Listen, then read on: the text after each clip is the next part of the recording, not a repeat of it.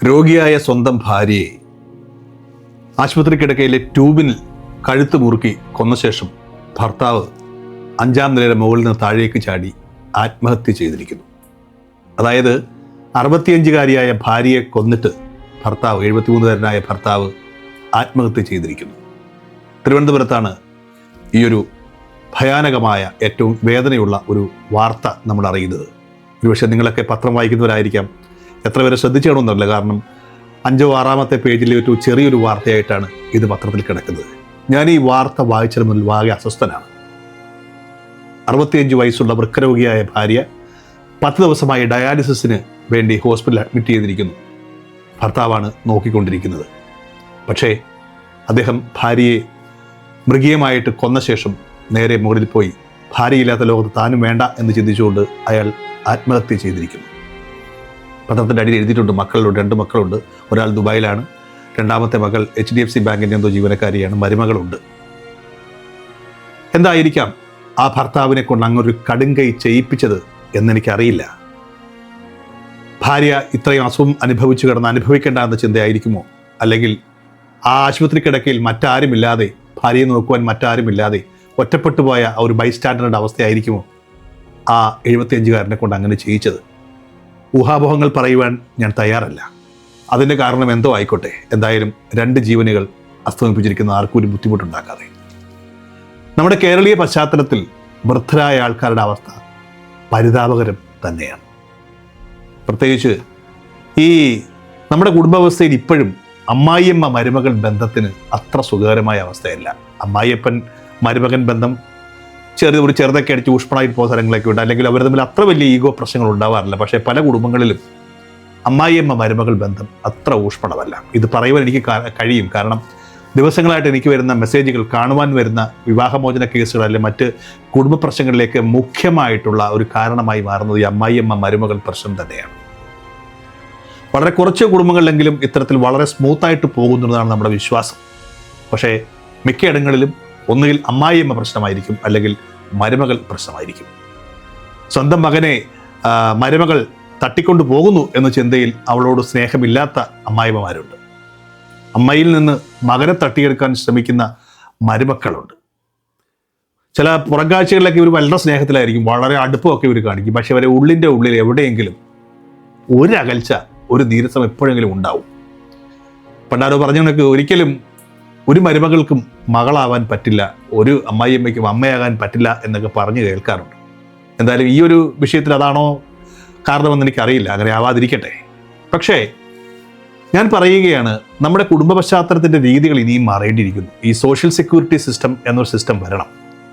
ഒരു പ്രായമായി കഴിഞ്ഞാൽ വീട്ടിൽ ഈ പ്രായമായവരെ നോക്കുവാൻ ആരും ഉണ്ടാകുകയില്ല. വൃക്കരോഗിയായ അമ്മയെ ഭർത്താവ് പരിചരിച്ച് മടുത്തിട്ടുണ്ടാവും. കാരണം അയാൾക്ക് മറ്റൊന്നിനും പോകാൻ പറ്റില്ല, ഈ ഒരു അവസ്ഥ കണ്ടുകൊണ്ടിരിക്കുന്നു. ഇനി ഈ വേദന കാണണ്ട, അവളെയും തീർത്ത് ഞാനും അങ്ങ് പോയേക്കാമെന്ന് അദ്ദേഹം ചിന്തിച്ചിട്ടുണ്ടാവാം. വൃദ്ധസദനങ്ങളെക്കുറിച്ച് നമ്മൾ ഘോരഘോരം പറയാറുണ്ടെങ്കിലും ഇന്നും വൃദ്ധസദനങ്ങളെന്ന് കേട്ട് കഴിഞ്ഞാൽ നമ്മുടെ മനസ്സിൽ അനാഥാലയങ്ങൾ എന്നൊരു ചിന്തയാണ് വരിക. നിങ്ങളൊന്ന് മനസ്സിലാക്കുക, പ്രായമായ ഒരു അമ്മയോ അച്ഛനോ ഉള്ള വീട്ടിൽ മക്കൾ ഒക്കെ ജോലിക്ക് പോകുന്നവരാവും. ഈ മക്കളും ജോലിക്ക് പോകുന്നവരാവും. അവർക്ക് അവിടെ പൂർണ്ണമായിട്ട് അവരെ നോക്കാൻ പറ്റില്ല. പെട്ടെന്ന് കിടപ്പ് രോഗിയൊക്കെ ആയിക്കഴിഞ്ഞാൽ നോക്കുവാൻ കഴിയില്ല. സ്വാഭാവികമായിട്ടും അവർക്ക് അവരെ കാര്യങ്ങൾ നോക്കുവാൻ, അവരെ ഒന്ന് ഉയർത്തിയിരുത്തുവാൻ ഉള്ള ഫെസിലിറ്റി ഒന്നും എല്ലാ വീടുകളിലും ഉണ്ടാവണമെന്നില്ല. അവരെ ഇടയ്ക്കിടയ്ക്ക് അവർക്ക് ബാത്റൂമിൽ കൊണ്ടുവരും, അല്ലെങ്കിൽ ചിലപ്പോൾ കിടന്ന കിടപ്പിൽ തന്നെ 1ഉം 2ഉം ഒക്കെ സാധിച്ചെന്ന് വരും.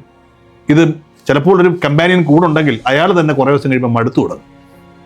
ഇത്തരം ഘട്ടങ്ങളിലാണ് ഇത്തരത്തിലുള്ള പെയ്ഡായിട്ടുള്ള, അൺപെയ്ഡായിട്ടുള്ള, സോഷ്യലി സെക്യൂരിറ്റി ആയിട്ടുള്ള വൃദ്ധസദനങ്ങളുടെ ആവശ്യം. അവിടെ ഒരു അസുഖമുണ്ടായാൽ നോക്കാൻ ഡോക്ടർ ഉണ്ടാവും, ഹോം നേഴ്സസ് ഉണ്ടാവും, ഒരു സഹായത്തിന് എപ്പോഴും ആളുണ്ടാവും. മാത്രമല്ല സംസാരിക്കുവാൻ സമാന ചിന്താഗതിക്കാരായിട്ടുള്ള ഒരേ പ്രായത്തിലുള്ള ആൾക്കാരൊക്കെ ഉണ്ട്, കുറച്ചും കൂടെ എനർജറ്റിക് ആവും. വീടുകളിൽ ഒറ്റപ്പെട്ടു പോകുന്ന ഈ വൃദ്ധജനങ്ങൾ അവരുടെ ചിന്താധാരകളൊക്കെ മാറി തുടങ്ങും. കുറേയേറെ കേസുകളിൽ ഈ മക്കളെ ദ്രോഹിക്കുന്ന വൃദ്ധജനങ്ങളുണ്ട്. അതിലേറെ കേസുകളിൽ മക്കൾ ദ്രോഹിക്കുന്ന വൃദ്ധജനങ്ങളാണ് മിക്കയിടങ്ങളിൽ. അതുകൊണ്ടാണ് ഇന്ത്യയിൽ പ്രൊട്ടക്ഷൻ ഓഫ് സിറ്റിസൺ ആക്ട് തന്നെ നിലവിൽ വന്നത്.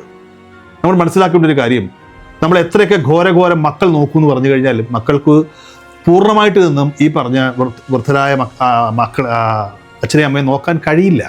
കാരണം അവർ ജോലിക്ക് പോകുന്നവരാണ്, അവർക്കും കുടുംബമുണ്ട്, അല്ലെങ്കിൽ അതൊക്കെ ഉപേക്ഷിക്കേണ്ടി വരും. നമ്മുടെ ഇടയ്ക്ക് കൊല്ലം തുളസിയേട്ടൻ്റെ ഒരു വാർത്ത വായിച്ചിരുന്നു. ഒരു മകൾ അമ്മയെ നോക്കുവാനായിട്ട് ഗാന്ധി ഭവൻ പോയി നിന്ന കഥയൊക്കെ. 1-2 ദിവസമല്ല, ഒരു അൺസെർട്ടനിറ്റി ഉണ്ട്. കിടപ്പ് രോഗി എത്ര നാൾ കിടക്കുമെന്ന് പറയാൻ പറ്റില്ല, എങ്ങനെയൊക്കെ കിടക്കുമെന്ന് പറയാൻ പറ്റില്ല. ചിലപ്പോൾ അയാളുടെ സ്വഭാവത്തിലൊക്കെ മാറ്റം ഉണ്ടാവും. ഒരുപാട് തെറി വിളിക്കും. എനിക്കറിയാം, എൻ്റെ ഒരു കൂട്ടുകാരൻ, അയാൾ അവിവാഹിതനാണ്. അയാളുടെ അമ്മയെ നോക്കുവാനായിട്ട് അയാൾ നിൽക്കുമ്പോൾ ചില ദിവസങ്ങളൊക്കെ എന്നെ വിളിച്ച് അയാൾ പറയും, സഹിക്കാൻ പറ്റുന്നില്ല ജോയി, അമ്മ ഭയങ്കര പ്രശ്നമാണെന്ന് പറയും. പക്ഷേ അയാൾക്ക് അമ്മയോടുള്ള ഇഷ്ടം കൊണ്ട് അയാളതൊക്കെ സഹിക്കുകയാണ്. കാരണം അയാൾക്ക് ഇനി ഭൂമിയിൽ ഒരു ബന്ധമെന്ന് പറയാൻ ആ അമ്മ മാത്രമേ ഉള്ളൂ. പക്ഷേ മരുമക്കൾ അങ്ങനെ ആയിരിക്കണമെന്നില്ല. കുറച്ച് ദിവസം കഴിയുമ്പം പറയും, ഈ തള്ളയെ വല്ലയിടത്ത് കൊണ്ട് കളയാൻ പറയും, അല്ലെങ്കിൽ ഈ തന്തയെ വല്ലയിടത്ത് കൊണ്ട് കളയാൻ പറയും. ഇതിലൊക്കെ നമുക്ക് ആരെ ഭാഗത്ത് നിൽക്കുമെന്ന് ചോദിച്ചു കഴിഞ്ഞാൽ ആരുടെയും കൂടെ നിൽക്കാനും പറ്റില്ല, ആരെയും കുറ്റം പറയാനും പറ്റില്ല. എല്ലാത്തിനും കാരണങ്ങൾ എല്ലാവരെയും ഭാഗത്തുണ്ട്.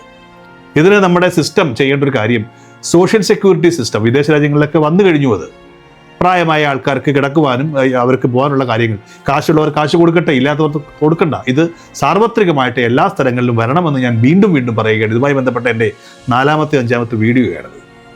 ഇത്തരത്തിലുള്ള വാർത്തകൾ വായിക്കുമ്പോൾ നാളെ എനിക്കും ഈ സ്ഥിതി വരുമല്ലോ എന്ന് ചിന്തിക്കുന്ന ആൾ കൂടിയാണ് ഞാൻ. നിങ്ങളും അങ്ങനെ ചിന്തിക്കണം. സാർവത്രികമായിട്ട് വൃദ്ധസദനങ്ങൾ വരട്ടെ. അതിന് വൃദ്ധസദനങ്ങളെന്നല്ല, ഒരു ഓൾഡ് ഏജ് കെയർ സെൻറ്റേഴ്സുകൾ വരട്ടെ എന്ന് നമുക്ക് പ്രാർത്ഥിക്കാം, ശ്രമിക്കാം. Out of Court, the Legal Counseling Center, Cochin. Legal awareness make you more power.